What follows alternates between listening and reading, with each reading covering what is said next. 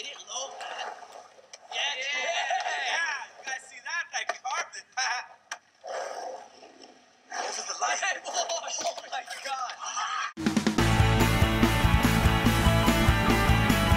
Lords of Dogtown. It's a biographical film, which just means that it's based on a true story, and it is actually written by someone who the movie is about, Stacy Peralta. As you may have guessed by the skateboard on the front, this movie focuses on a group of skateboarders. Two people you may recognize on the cover here are Heath Ledger and Emile Hirsch, and then a couple other guys that I had never heard of before this movie, John Robinson and Victor Rasek. I hope I'm saying that right. The main characters are Stacy Peralta, who I said wrote this movie, Tony Alva, and Jay Adams. Heath Ledger's character, he decides he wants to put together a skateboard team. He already owns a surf and skate shop, and so he handpicks these guys to be in this skateboarding team called the Z-Boys.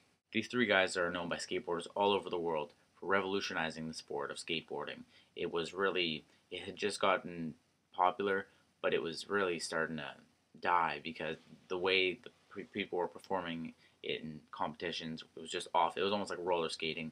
It was really starting to die out. But these guys took it to a whole new level. They pool skated, they street skated, they brought so many things to skateboarding that people had never seen before. In competitions, they did tricks that people were shocked by, and people had done pool skating before, but with these new skateboards that they got when being a part of the Z-Boy team, they were able to skate pools in a way that no one had before.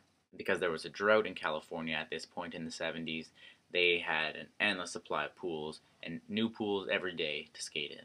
This movie really just follows the three of these guys, and what I really love about this movie is that it wasn't written by a couple of Hollywood writers that were just hired to do a little bit of research on these guys and then write it. It was really written by someone who was there, who experienced it, who lived it, who this movie is about. It follows these guys on creating these new tricks for skateboarding and revolutionizing the sport, like I've said, and just doing so much for the sport and becoming local legends and then finally becoming national, international legends. Although you'll most likely know what happens at the end of this movie, it's an awesome movie to watch. It's so good. The story is awesome. Like I said, it's such a good feel because Stacy Peralta actually wrote this movie and he was there. So the experiences, they're genuine, they're real. So I think the actors did an awesome job of recreating them, and they actually really look like the guys, especially Stacy Peralta and actually all three of them really. Now that I think about it, I was gonna just name Tony Alva and Stacy Peralta, but even Jay Adams, really looks like Jay Adams. Jay Adams.